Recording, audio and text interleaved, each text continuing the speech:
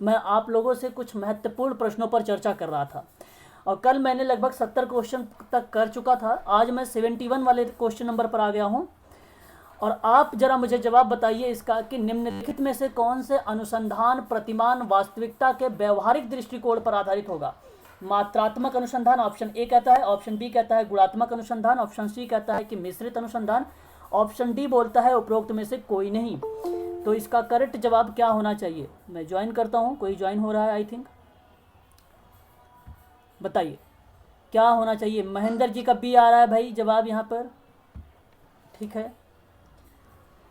तो इस प्रश्न का जो सही जवाब होगा ऑप्शन नंबर, अगर हम 71 की बात करें तो यहाँ पर देखिए बात कह रहा है आपसे कि अनुसंधान का प्रतिमान जो है वास्तविकता के व्यवहारिक दृष्टिकोण पर आधारित होगा।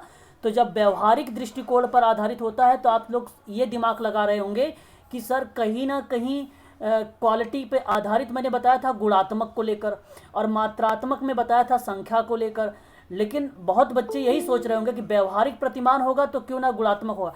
लेकिन यहाँ पर अगर मिश्रित अनुसंधान दिया हुआ है तो ये बेसिकली इसमें अगर नंबर भी आएगा तो भी इन्वॉल्व हो जाएगा, और उसके क्वालिटीज़ या गुण आएंगे तो भी इन्वॉल्व हो जाएगा। तो ऑप्शन नंबर सी सही माना जाएगा यहाँ पर, ठीक है। सी सही माना जाएगा ऑप्शन नंबर बी की अपेक्षा, तो सी बेटर है बी की अपेक्षा, ठीक है। तो मिश्रित जो अनुसंधान होगा वो बेसिकली प्रतिमान वास्तविकता के बारे में व्यवहारिक दृष्टिकोण या व्यवहारिक आप कह सकते हो परिप्रेक्ष्य हम देख सकते हैं, ठीक है। चलिए आगे बढ़ते हैं क्वेश्चन नंबर 72 पर। आपसे पूछ रहा है कि निम्नलिखित में से कौन से अनुसंधान का प्रतिमान यानी रिसर्च जो है देखो यहाँ पे कोई आ रहा है, एक मिनट,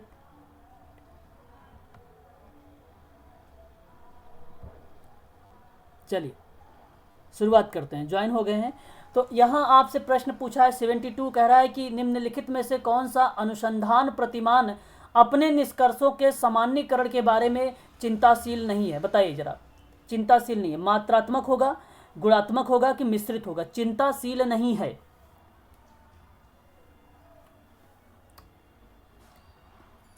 क्या होना चाहिए? निष्कर्षों के सामान्यीकरण के बारे में जो ज़्यादा चिंताशील नहीं होता है वो ऑप्शन नंबर बी होता है, ठीक है। सत्येंद्र जी अभी मैंने क्लास स्टार्ट किया है, 70 तक आपने किया था। 71 का जो करेक्ट जवाब होगा ऑप्शन नंबर सी होगा, ठीक है।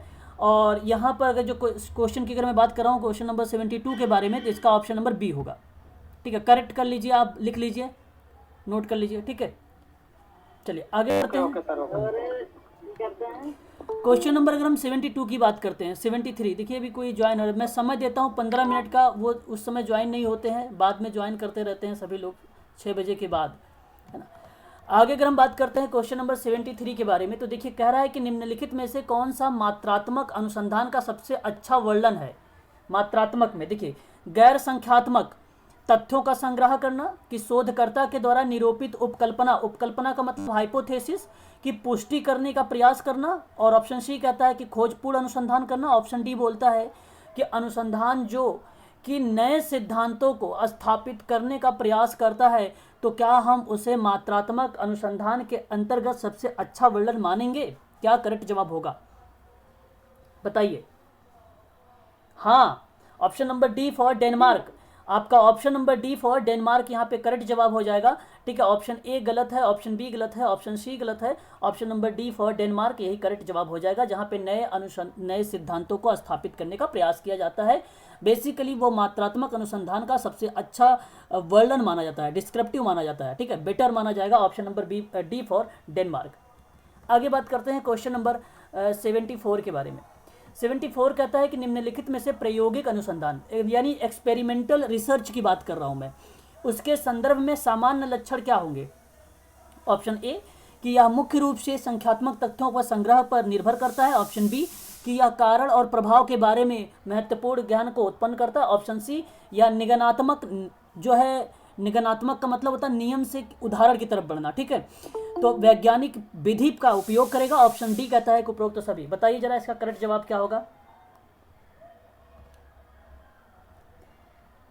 चलिए अभी यहाँ तक सभी का लगभग जवाब आ रहा है, दीपा जी का, बालकृष्ण जी का, महेंद्र जी का, लगभग सभी लोग कह रहे हैं कि ऑप्शन नंबर डी होगा, तो डी फॉर डेनमार्क करेक्ट जवाब हो जाएगा। बहुत अच्छा, सबसे बढ़िया आप लोगों ने चूज़ किया। यहाँ पे जो एक्सपेरिमेंटल होता है संख्यात्मक तथ्यों पर, यहाँ पर जो अगर हम बात करें तो वो निर्भर है, ऑप्शन ये करेक्ट हो जाएगा।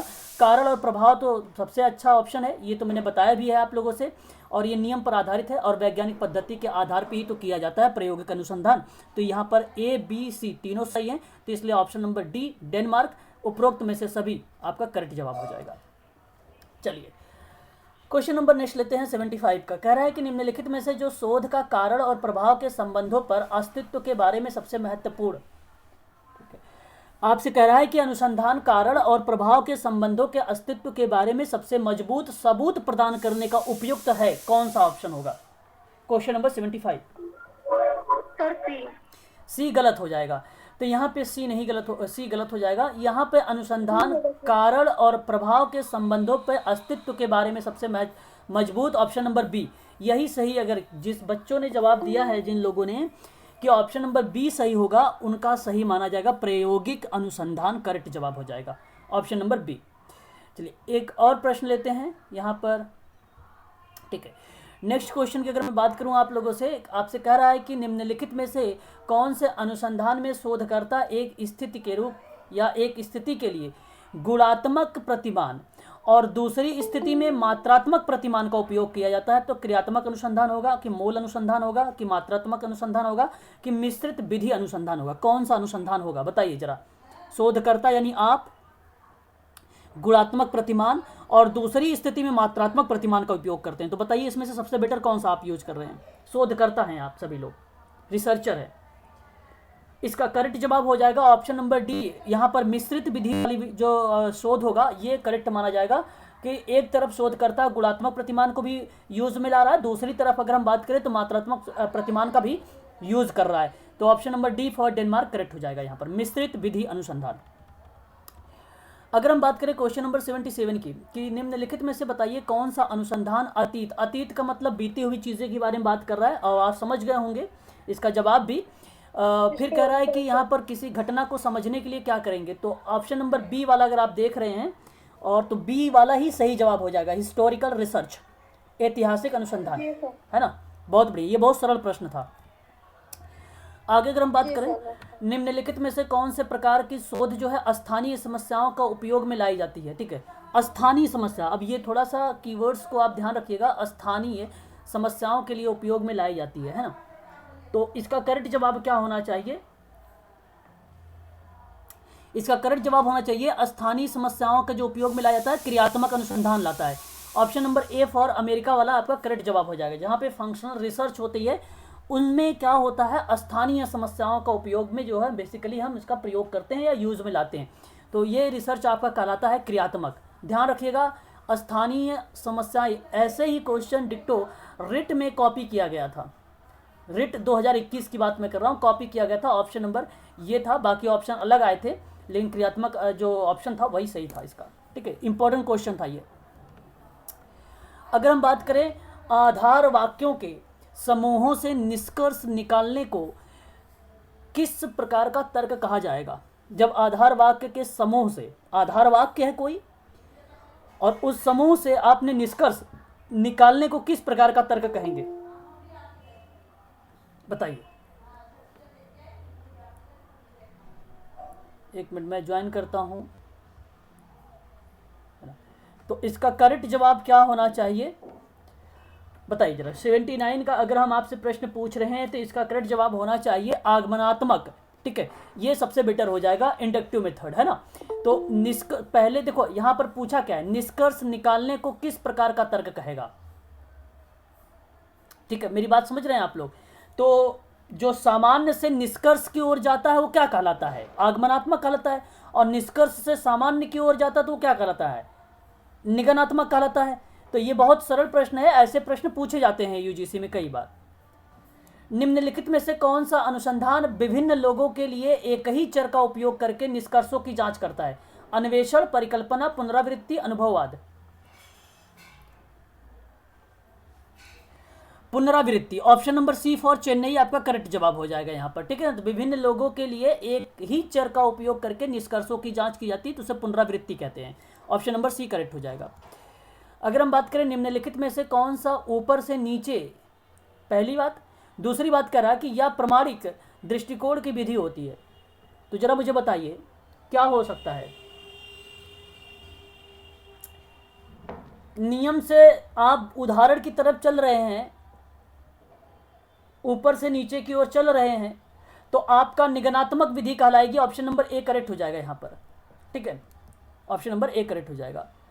निम्नलिखित में से कौन सी विधि अनुसंधान के नीचे से ऊपर, अब देखो ऊपर से नीचे आ रही थी, अब नीचे से ऊपर, है ना, तो और उत्पादक नंबर समझ में नहीं आया मेरे। कौन सा सर ये क्या कहते हैं, ऊपर से नीचे आगे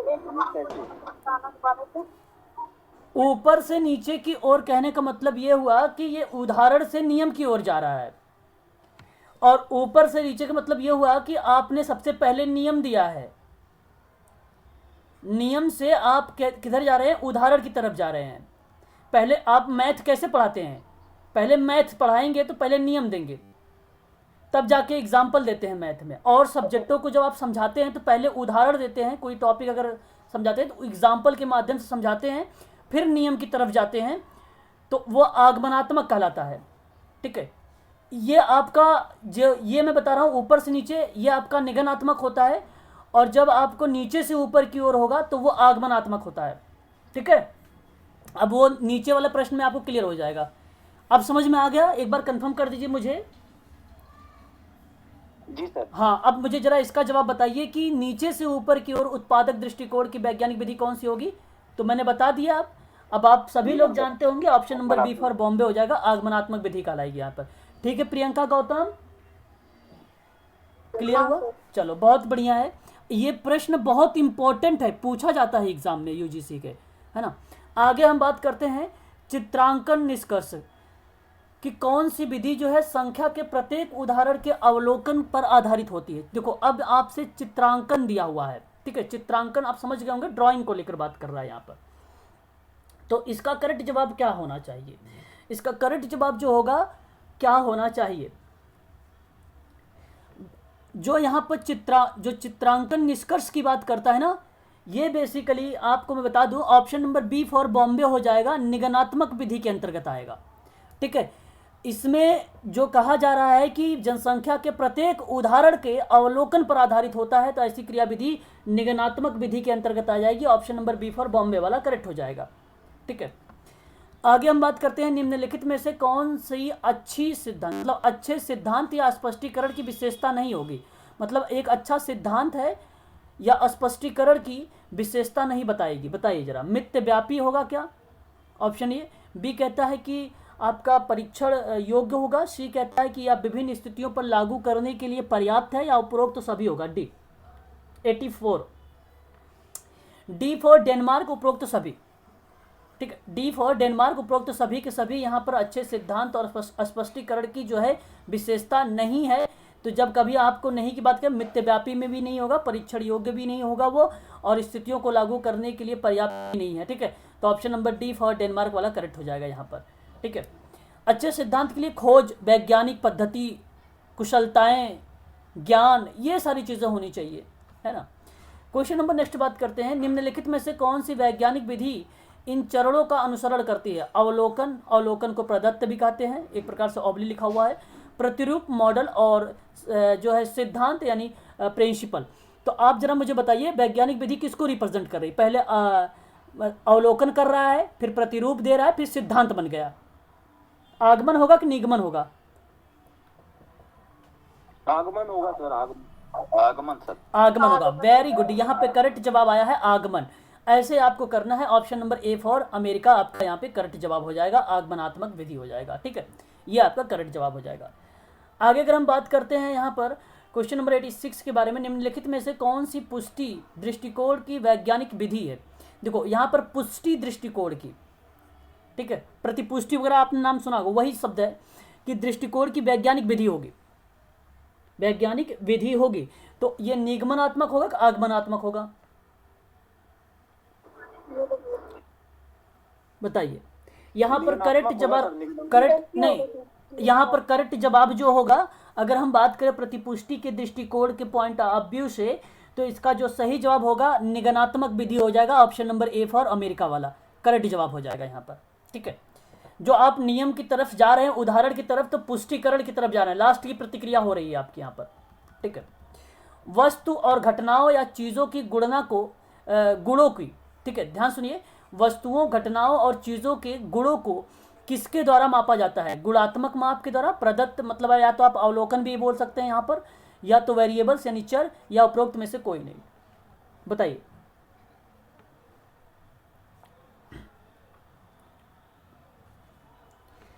वेरिएबल्स होगा, चर से संबंधित क्वेश्चन है ये वेरिएबल्स करेक्ट जवाब हो जाएगा यहाँ पर। ठीक है, वस्तुओं और घटनाओं और गुणों के, जो आप चीज़ों के गुणों के बारे में आप जो बात करते हैं, किसके द्वारा मापा जाता है? तो वेरिएबल्स के द्वारा मापा जाता है। ऑप्शन नंबर आपका सी फॉर चेन्नई करेक्ट हो जाएगा।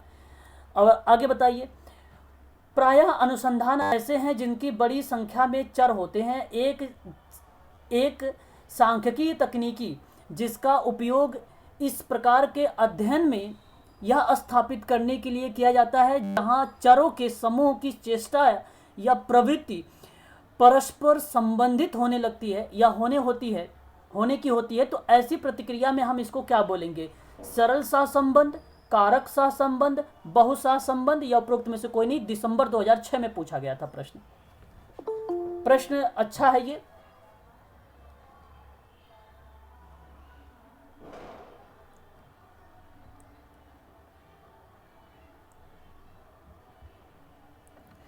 फिर से यहाँ पर अगर हम बात करें, देखिए अभी कोई ज्वाइन हो रहे हैं,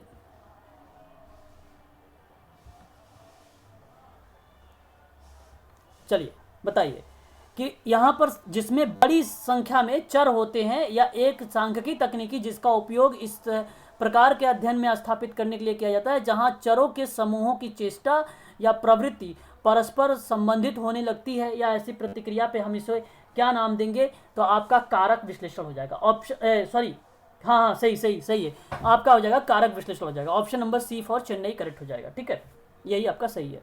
आगे अगर हम बात करते हैं कि जब हम एक सक्रिय स्वतंत्र चर का अध्ययन कर रहे होते हैं तो प्रतिभागियों का एक ऐसा समूह जिस पर हस्तक्षेप किया जा रहा हो, तो यह वे उपचार के अधीन है, तो निम्नलिखित में से निम्न शब्दों का प्रयोग हो रहा है, प्रयोगात्मक या नियंत्रण का, या दोनों का। देखिए, स्वतंत्र चर का अध्ययन कर रहे हैं और यहाँ पे प्रतिभागियों का एक ऐसा समूह है जहाँ पर आप इंटरवेंशन कर रहे हैं, हस्तक्षेप कर रहे हैं, और वे उपचार के अधीन है। तो बताइए क्या होगा? प्रयोगात्मक होगा कि नियंत्रण होगा कि दोनों होगा?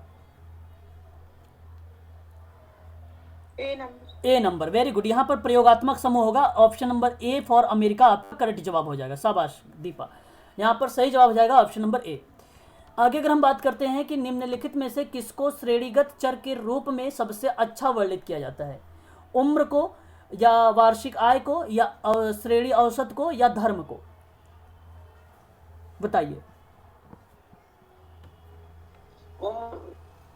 उम्र को बता रहे हैं आप यहाँ पर। ओके, यहाँ पर देखिए कि पूछा है श्रेणीगत वेरिएबल्स के बारे में, है ना?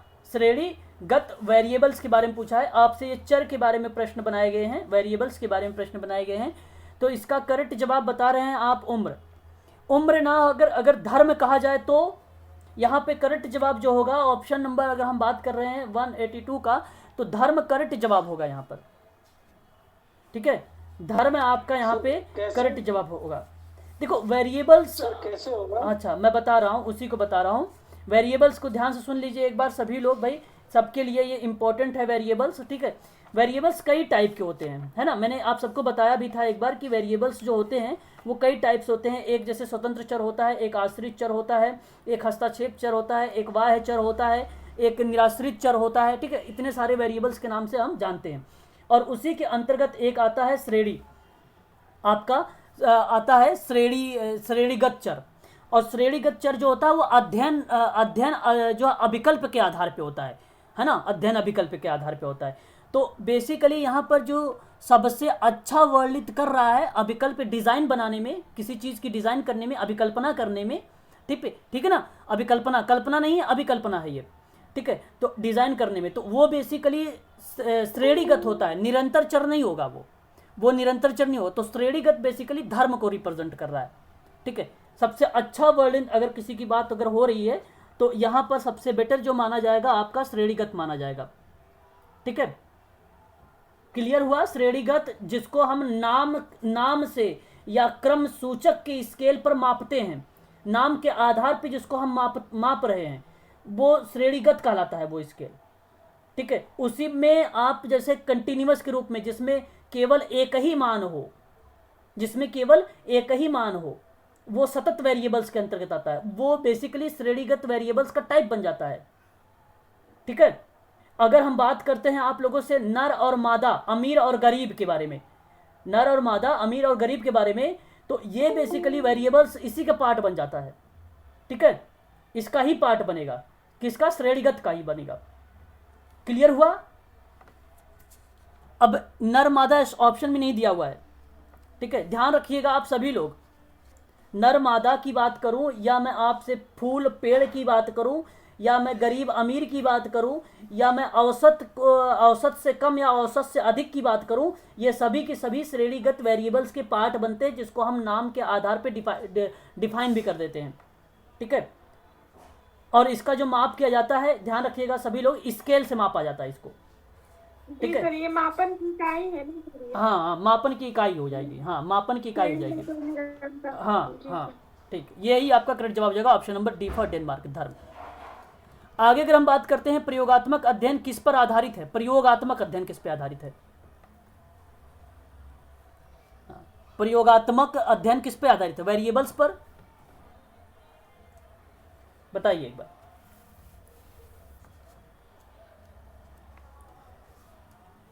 अगर हम बात करते हैं यहाँ पर जो प्रयोगात्मक के बारे में, तो ये जो बेसिकली होता है वेरिएबल्स यानी चरों के कार्य साधन पर आधारित होता है। Option number A for America correct हो जाएगा। क्वेश्चन नंबर अगर हम बात करते हैं 184 के बारे में, तो एक कार्य साधन स्वतंत्र चर को क्या कहते हैं? बाह्य चर कहेंगे। देखो स्वतंत्र चर होता है, क्या बोलेंगे उसको? भाई बहुत सरल प्रश्न है, इसका करेक्ट जवाब हो जाएगा सक्रिय चर, वेरिएबल्स। जो एक्टिव वेरिएबल्स होते हैं उसका हो जाएगा। ठीक है, जो स्वतंत्र चर होता है उसी को हम लोग बोलते हैं एक्टिव वेरिएबल्स। ठीक है, सक्रिय चर बोलते हैं। निम्नलिखित में से जो किस चर के अलावा नियंत्रण समूह और प्रयोगात्मक समूह पूर्ण रूप से समान होता है? बताइए जरा। चर के अलावा नियंत्रित जो समूह है और या प्रयोगात्मक समूह है जहां पे पूर्ण रूप से समान है, आपका हो जाएगा स्वतंत्र चर, ऑप्शन नंबर बी। यह वे चर हैं जिन पे एक शोधकर्ता या अवलोकन करने के लिए अध्ययन करता है ताकि उसका दूसरे चर पर या चरों पर क्या प्रभाव पड़ता है? जरा मुझे बताइए इसका करेक्ट जवाब। ये वाला नंबर कौन सा है सर? यह वे चर है जिनका शोधकर्ता, क्वेश्चन नंबर 89 का। अच्छा 89, हाँ 89 देखिए, कह रहा है कि वे चर जिनका एक शोधकर्ता यह आकलन करने के लिए चयन करता है ताकि उसका दूसरे चर या चरों पर क्या प्रभाव पड़ा या क्या प्रभाव रहता है, ये किसके आधार पर देखा जा रहा है? तो शोधकर्ता यह अवलोकन या आकलन या ऑब्जर्वेशन करने के लिए चयन करता है ताकि उसका दूसरे चरों पर क्या प्रभाव पड़ रहा है या क्या रहता है, तो वो बेसिकली स्वतंत्र चर होता है। वो क्या होता है? स्वतंत्र चर होता है। ठीक है, ऑप्शन नंबर आपका ऐसी क्रियाविधि देखने के काम करता है, स्वतंत्र चर करता है। और आश्रित चर क्या करता है, पता है किसी को? बताइए जरा मुझे एक बार आश्रित चर के बारे में। आश्रित चर वह चर होता है जिनका आश्रित रहता है। जी जी डिपेंड जी आश्रित चर वो होता है जिनका अध्ययन हम मापन कर सकते हैं। आश्रित चर पूर्ण रूप से स्वतंत्र चर पर क्या होता है? निर्भर होता है। तो ये प्रयोगकर्ता का इस पर कोई नियंत्रण नहीं होता है। जब मैं आपको पढ़ा रहा था तो मैं बताया था आप लोगों से कि जो स्वतंत्र चर होता है उस पर क्या होता है कि प्रयोगकर्ता का नियंत्रण होता है, और जिसमें वह देखता है, जिसमें ये चीज़ें देखता है कि भाई जैसा चाहे वैसा परिवर्तन करने की प्रतिक्रिया। स्वतंत्र चर को एक उद्दीपक के रूप में भी जाना जाता है, कारण यही है कि उसको जैसा चाहे वैसा परिवर्तित कर दे। तो यही क्रियाविधि यहाँ पे लिखा जा रहा है आकलन के रूप में, चयन करने के रूप में। तो ऑप्शन नंबर आपका यही हो जाएगा, स्वतंत्र चर ही। ठीक है, यही सही हो जाएगा। बाकी अगर हम बात करते हैं नेक्स्ट क्वेश्चन पर, कह रहा है कि एक स्थिति या विशेषता है जिसके विभिन्न मूल्य या श्रेणियां हो सकती हैं, तो उसे हम क्या कहेंगे? उसे हम क्या बोलेंगे? वेरिएबल्स। उसे हम वेरिएबल्स बोलेंगे। वेरी गुड, ऑप्शन नंबर आपका यही सही हो जाएगा। आगे अगर हम बात करते हैं, निम्नलिखित में से मात्रात्मक चर का उदाहरण कौन सा है। अभी आप लोगों को एक बार मैं जब पढ़ा रहा था तो वहाँ पर आपको बताया भी था एग्जाम्पल के रूप में, अभी मैंने थोड़ा सा जिक्र भी किया है। तो जरा मुझे बताइए अब यहाँ पे सोच कर कि मात्रात्मक चर का उदाहरण कौन सा है।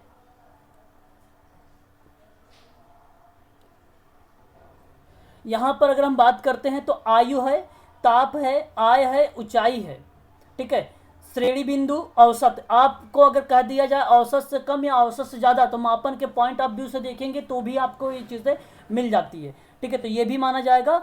और आपका यहाँ पर व्यग्रता का स्तर या पठन का प्रदर्शन ये भी क्रिया हो जाएगी। तो ये यहाँ पर अमीर गरीब अगर लिखा होता वो भी हो जाता, ठीक है। ये चीज़ें मात्रात्मक वेरिएबल्स के अंतर्गत। तो यहाँ पर option number D for Denmark वाला ही करेक्ट जवाब हो जाएगा, ऑप्शन नंबर डी, यानी ए और बी दोनों के दोनों सही हैं वेरिएबल्स यहाँ पर, ठीक है। ये चर के आधार पे कुछ प्रश्न हैं आप सबके लिए। अनुसंधान का जिसका मूल्य परिवर्तित नहीं होता, मतलब अनुसंधान जिसका मूल्य परिवर्तित नहीं होता उसे हम क्या कहते हैं। एक परिवर्तनी बोलते हैं, विधि बोलते हैं या स्थिर बोलते हैं, उपरोक्त में से कोई नहीं। हम स्थिर बोलते हैं। Option number C for Chennai आपका करेक्ट जवाब हो जाएगा, स्थिर, ठीक है, परिवर्तित नहीं होता है। एक प्रश्न और आ गया आपके सामने, 208 नंबर का आ गया है। अब यहाँ पर देखिए जरा, भौगोलिक क्षेत्र में नेत्रहीन बच्चों के लिए, ठीक है भाई, नेत्रहीन बच्चों के आकांक्षाओं और व्यावसायिक अध्ययन करना चाहता है तो निम्नलिखित में से किस प्रकार का न्यायादर्श का चयन हो रहा है। मतलब अब सैंपलिंग से प्रश्न आ रहे हैं आप लोगों से सामने, बताइए। तो इसका करेक्ट जवाब हो जाएगा ऑप्शन नंबर स्तरीकृत में।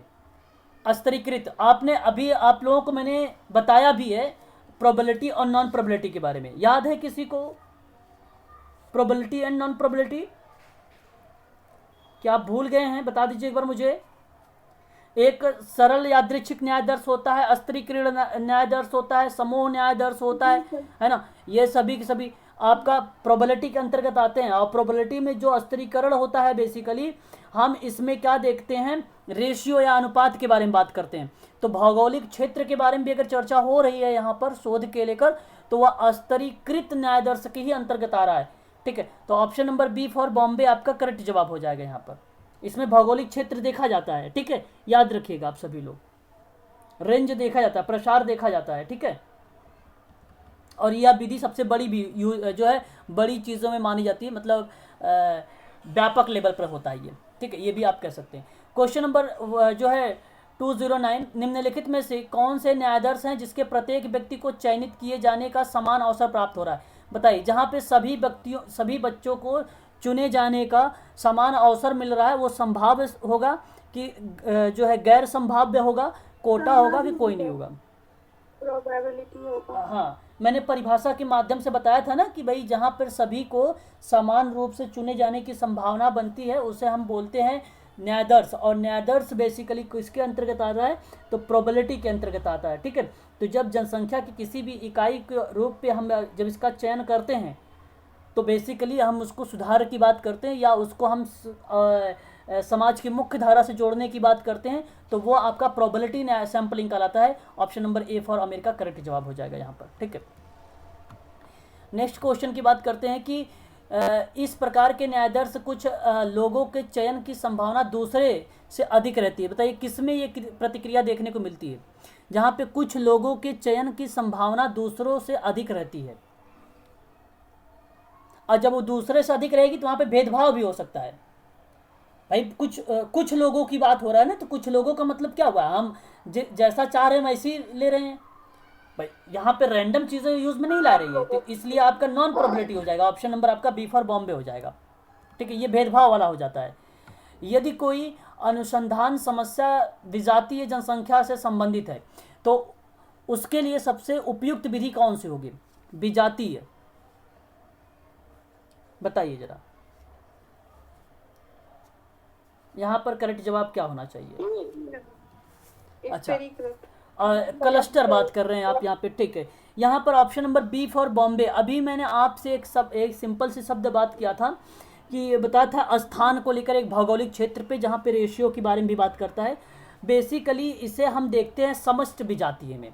समष्टि विजातीय कैसे, आप समझ लीजिए थोड़ा सा। जैसे हॉस्पिटल में गए तो यहाँ पे होम्योपैथिक का हो सकता है, एलोपैथिक का हो सकता है, और एक जो मेडिकल डॉक्टर होते हैं ऐसे, मतलब एक नॉर्मल वाला डॉक्टर है ना, तो एलोपैथिक का डॉक्टर हो जाएगा, होम्योपैथिक का डॉक्टर हो जाएगा, और एक सामान्य डॉक्टर, ठीक है, जैसे हम लोग जानते हैं। तो ऐसी कंडीशन पे यहाँ पर यही बात बता रहा है विजातीय जनसंख्या में। तो आपने यहाँ पर जितने डॉक्टर होंगे 20 हो सकते हैं, इसमें 30 हो सकते हैं, इसमें 40 हो सकते हैं। तो आपने पूरा का पूरा, आप इनमें से किसी एक पर कर रहे हैं शोध, तो आपने जो पूरा 30 डॉक्टरों पर कर रहे हैं रिसर्च, वो आपका एक प्रकार से विजातीय के बारे में बात करता है, ठीक है, हेट्रोजीनियस की बात करता है यहाँ पर, ठीक है। तो ये आपका करेक्ट जवाब हो जाता है। ऑप्शन नंबर यहाँ पर अगर हम बात करें तो स्तरीकृत इसको बोलते हैं, इसको हम लोग क्या बोलते हैं, स्तरीकृत बोलते हैं, ठीक है। Option number B for Bombay वाला करेक्ट जवाब हो जाएगा यहाँ पर, ठीक है। क्लस्टर नहीं होगा, ऑप्शन ए नहीं होगा, क्लस्टर नहीं होगा, ठीक है भाई, क्लस्टर नहीं होगा। आगे हम बात करते हैं, निम्नलिखित में से कौन सी विधि जो है प्रतिनिधि न्यायादर्श को अनिवार्य है, प्रतिनिधि न्यायादर्श के लिए अनिवार्य है, बताइए।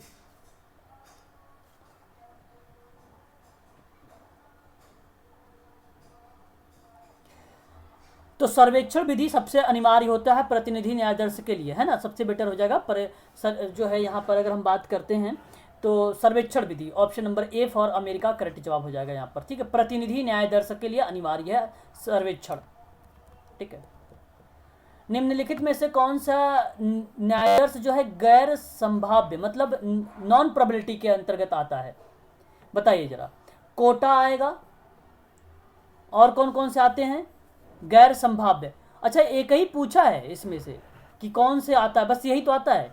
ये तो क्लस्टर आपका हो जाएगा, फिर एक सिस्टमैटिक हो जाएगा, और स्तरीकृत आपका ये प्रोबेबिलिटी में आता है। यही सही हो गया, option number B for Bombay, ठीक है। क्वेश्चन नंबर नेक्स्ट बात करते हैं, जब जनसांख्यिकीय माप संपूर्ण जनसंख्या पर आधारित होता है तो उसे प्राचलन कहता है हम सभी लोग। जब संपूर्ण जनसंख्या पे होता है, मैंने बताया था आप लोगों ने संपूर्ण जनसंख्या की तरफ से क्या निकाल रहे थे, निष्कर्ष पे जा रहे थे आप सभी लोग, याद है किसी को? जब डायरेक्ट 50 बच्चों पर कर रहे होते हैं, जब आप सैंपल नहीं निकालते हैं, तो ऐसी क्रियाविधि पे प्राचल को हमने बताया था पैरामीट्रिक के माध्यम से कि वो क्या किधर जा रहा था, सांख्यिकीय निष्कर्ष पर जा रहा था। याद आ रहा है आप लोगों को? तो ठीक है, नहीं याद आ रहा तो कोई बात नहीं, ठीक है। तो यहाँ पर समझ लीजिए, लेकिन जब आप न्यायादर्श पर आधारित होता है तो उसे हम क्या बोलेंगे, तो यह प्रतिक्रिया निष्कर्ष कहलाती है। ऑप्शन नंबर आपका बी कहलाता है। मैंने आप लोगों को पढ़ाया है, ये बातें ये करवा रखा है आप सबके, ठीक है, देख लेना, वीडियोस मिल जाएगी। जब कोई शोधकर्ता कोई पूर्ण जनसंख्या में से 100, अब देखो 100 जनसंख्या, 100 जो है संभाव्य न्यायादर्श का चयन करता है, तो निम्नलिखित में से कौन सा न्यायादर्श कहलाएगा? मतलब आपने क्या किया, पूर्ण जनसंख्या पर ही निकाल लिया, तो बताओ इसमें से किसको कर रहे हो? 214 का क्या होगा? 214 का आंसर होगा आपका निष्कर्ष। आंकड़ा नहीं होगा सर? नो नो नो, गलत। मैंने पढ़ाया, इसको तो बताया है अच्छे से, देख लेना वीडियोस, ठीक है। इसका बताइए 215 का करेक्ट जवाब क्या होना चाहिए यहाँ पर? अगर हम बात करते हैं कि जब कोई शोधकर्ता कोई संपूर्ण जनसंख्या में से 100 सभ्य न्यायादर्श का चयन करता है तो निम्नलिखित में से कौन सा न्यायादर्श कहा जाएगा इसको? 215 का सही जवाब मुझे बताइए इसका। तो ये बेसिकली आप क्या कर रहे हैं, सैंपल रैंडम का प्रयोग कर रहे हैं। सिंपल था, इजी था, ठीक है। जनसंख्या की इकाई को क्रमित कर ली जाती है, इसमें प्रत्येक इकाई का एक क्रमांक होता है, ठीक है। तो बेसिकली इकाइयों को इस प्रकार या इस तरीके से लिखना या रूपरेखा तैयार करना, वही आपकी कहलाती है सरल, ठीक है, simple random sampling. Option number B for Bombay ही करेक्ट हो जाएगा यहाँ पर, ठीक है। आगे अगर हम बात करते हैं कि एक शोधकर्ता विद्यालय के छात्रों को लिंग के आधार पर बांटता है, तत्पश्चात यादृच्छिक अंक तालिका का उपयोग करके उसके प्रत्येक समूह को न्यायादर्श का चयन करता है, तो ये क्या होगा निम्नलिखित में से, बताइए। आपका स्तरीकृत न्यायादर्श होगा, option number B for Bombay आपका करेक्ट हो जाएगा यहाँ पर, ठीक है। स्तरीकृत न्यायादर्श हो जाएगा, ठीक है। यहाँ पर अगर हम बात करते हैं कि किसी अनुसंधान की सटीकता को सुनिश्चित करने के लिए न्यायादर्श कैसा होना चाहिए, सटीकता को, तो यादृच्छिक के रूप में लिया जाना चाहिए, नहीं कोटा के रूप में तय किया जाए, भेदभाव हो जाएगा, फिर तो होना ही नहीं चाहिए। और जनसंख्या के प्रतिनिधि करने वाले, ये आपका ऑप्शन सही हो जाएगा, option number C for Chennai का आपका करेक्ट जवाब हो जाएगा। जब अनुसंधान की सटीकता को सुनिश्चित करने के लिए आप कोई सैंपल का प्रयोग करना चाहते हैं तो वो कैसे होना चाहिए, तो वो बेसिकली जनसंख्या का प्रतिनिधि करने वाला होना चाहिए। Option number C for Chennai correct होगा यहाँ पर। आगे अगर हम बात करते हैं क्लस्टर के बारे में, तो यहाँ पर देखिए कह रहा है कि जो है स्तवक, जिसको हम क्लस्टर बोलते हैं, इसी को हम लोग बोल देते हैं समूह भी। न्यायादर्श का उपयोग तब किया जाता है कब, बताइए जरा यहाँ पर ऑप्शन क्या होना चाहिए इसका ऑप्शन क्या। एक तो ये होना चाहिए कि समिष्ट यत्र या तत्र घटित या न्यायादर्श का आकार बड़ा होना चाहिए। मतलब क्लस्टर में ये क्रिया विधि होती है। आप सबको बता दूं कि न्यायादर्श का क्षेत्रफल बहुत अधिक होता है क्लस्टर में, प्रशासनिक निगरानी और व्यय की दृष्टि से अधिक अनुपयोगी होता है न्यायादर्श ये। तो जनसंख्या की परस्पर चीज़ों पर ये बेसिकली क्या करता है, विभाजित करता है, तो इसलिए आपका ये सही होगा। और देखो समिष्ट विजाति के बारे में बात करता है तो ये स्तरीकृत है, ये गलत हो जाएगा, ये क्लस्टर नहीं है, ठीक है। ये स्तरीकृत जो है आपका उसमें आता है, वर्गीकरण संभाव्य में आता है। लंबे सर्वेक्षण की आवश्यकता होती है, ये भी आपका इसी में आएगा। तो ऑप्शन ए और सी आपका करेक्ट हो जाएगा यहाँ पर, option number D for Denmark. आगे अगर हम बात करते हैं, एक शोधकर्ता अपनी समिष्ट को कुछ समूहों में विभाजित कर देता है और प्रत्येक समूह में न्यायाधीश की संख्या निश्चित कर देता है। इस प्रकार न्यायाधीश को हम क्या कहेंगे, देखिए समिष्ट का कुछ समूह को विभाजित कर देता है, ठीक है, कुछ समूह को, और फिर प्रत्येक समूह में न्यायाधीश की संख्या निश्चित करता है। बताइए इसका करेक्ट जवाब क्या होना चाहिए। कोटा आपने नहीं याद आ रहा आपको, मतलब एक एडमिन है, समिष्ट मतलब यही होगा आपका, फिर इसने 2 लोगों को दिया फॉर्म। तो ये जो क्रिया विधि हो रहा है आपका ऑप्शन नंबर किस पे जा रहा है, कोटा पे जा रहा है, ठीक है। तो रिप्रेजेंट हो रहा है यहाँ पे बी फॉर बॉम्बे वाला करेक्ट जवाब हो जाएगा। अगर हम आगे बात करते हैं क्वेश्चन नंबर जो है 222 यानी 222 के बारे में, निम्नलिखित में से कौन सा असंभाव्य न्यायाधीश है, नॉन प्रोबेबिलिटी कौन सा है।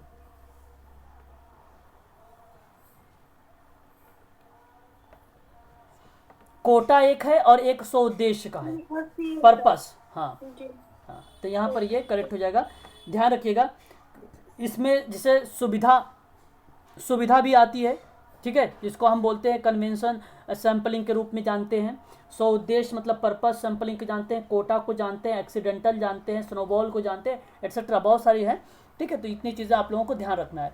तो यहाँ से एक प्रश्न यूजीसी में हमेशा पूछा जाता है, ठीक है, याद रखिएगा आप सभी लोग।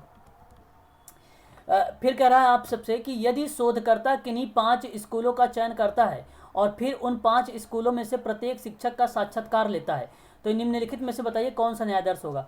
मतलब 5 स्कूल थे, उसके चयन किया और फिर उनमें से 5 स्कूलों में से प्रत्येक शिक्षक का साक्षात्कार करता है, तो बताओ कौन से सैंपलिंग की तरफ जा रहा है ये। क्लस्टर की तरफ जा रहा है यहाँ पे, समूह, ठीक है, वेरी गुड। यहाँ पर option number C for Chennai correct जवाब हो जाएगा, ठीक है। अगर हम बात करते हैं निम्नलिखित में से कौन सा शब्द उन आंकड़ों के लिए सबसे उचित रूप से प्रयोग किया जाता है जिनको मूल रूप से या भिन्न व्यक्ति के द्वारा किसी भिन्न उद्देश्य के लिए एकत्रित किया जा रहा है, ठीक है। उन आंकड़ों के लिए सबसे उचित रूप में प्रयोग किया जा रहा है और फिर मूल रूप से उसे भिन्न व्यक्ति के द्वारा किसी भिन्न उद्देश्य के लिए एकत्रित किया जा रहा है, तो क्या होना चाहिए, माध्यमिक डेटा होना चाहिए। Option number B for Bombay correct हो जाएगा यहाँ पर। निम्नलिखित में से कौन सा प्रदत्त संग्रह की विधि नहीं है, ठीक है, आपका ऑप्शन कौन सा हो जाएगा, विधि नहीं है। देखो यहाँ पे प्रदत्त संग्रह करने का साक्षात्कार होता है ना, टिप्पणी नहीं हो सकती क्या, टिप्पणियां बताइए एक बार जरा।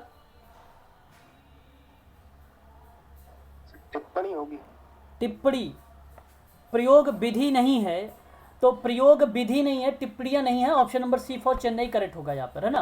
प्रयोग नहीं, प्रयोग से तो मिलता है हमें डेटा वगैरह, है ना, प्रदत्त डेटा हमें मिलता है। आगे अगर हम बात करते हैं निम्नलिखित में से कौन सा सरल यादृच्छिक न्यायाधीश की विधि का उदाहरण है, सैंपल रैंडम जो है सैंपलिंग की विधि का उदाहरण होगा। यह आपका ऑप्शन नंबर ए हो जाएगा, व्यवस्थित न्यायाधीश हो जाएगा, option number A for America correct जवाब हो जाएगा। निम्नलिखित में से कौन सा सरल यादृच्छिक न्यायाधीश विधि का उदाहरण नहीं है, सैंपल रैंडम का उदाहरण नहीं है। बताइए।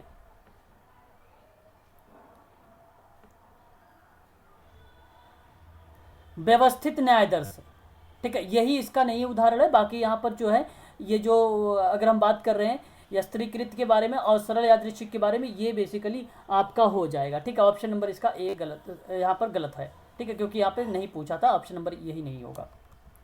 निम्नलिखित में से जो है आपसे यादृच्छिक न्यायादर्श विधि का एक प्रकार है, बताइए। दो चरण का यादृच्छिक न्यायादर्श का एक प्रकार हो जाएगा। ठीक है, ऑप्शन आपका यहाँ पर ए करेक्ट हो जाएगा। आगे अगर हम बात करते हैं, कह रहा है कि निम्नलिखित में से कौन सा गैर यादृच्छिक न्यायादर्श विधि का उदाहरण है। गैर यादृच्छिक, गैर मतलब नॉन रैंडम सैंपल की विधि के बारे में बात कर रहा है।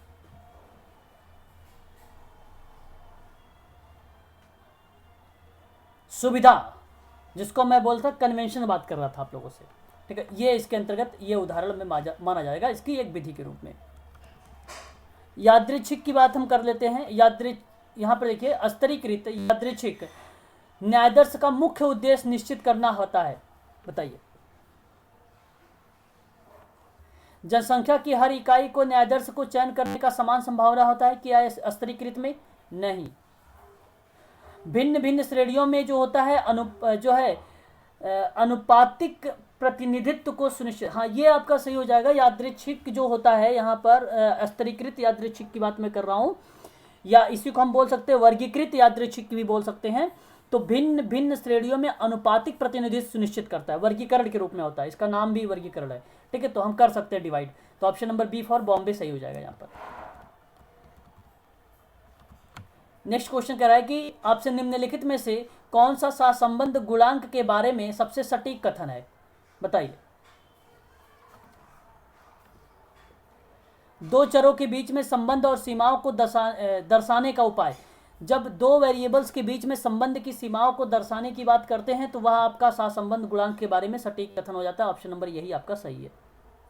ठीक है, यही आपका सही जवाब हो जाएगा। चीनी की गोली को यदि एक दवा की तरह खिलाया जाए तो उसको क्या कहेंगे। बताइए जरा। चीनी की गोली को यदि एक दवा की तरह खिलाया जाए तो उसे हम क्या बोलेंगे। उसको हम लोग बोलते हैं प्लेसिबो प्रभाव बोलेंगे। ठीक है, यहां पर ये करेक्ट जवाब हो जाएगा। Option number A for America. ठीक है, यही आपका सही है। तो ये आपका होगा कंप्लीट क्वेश्चन। ठीक है भाई, मैं सतेंद्र जी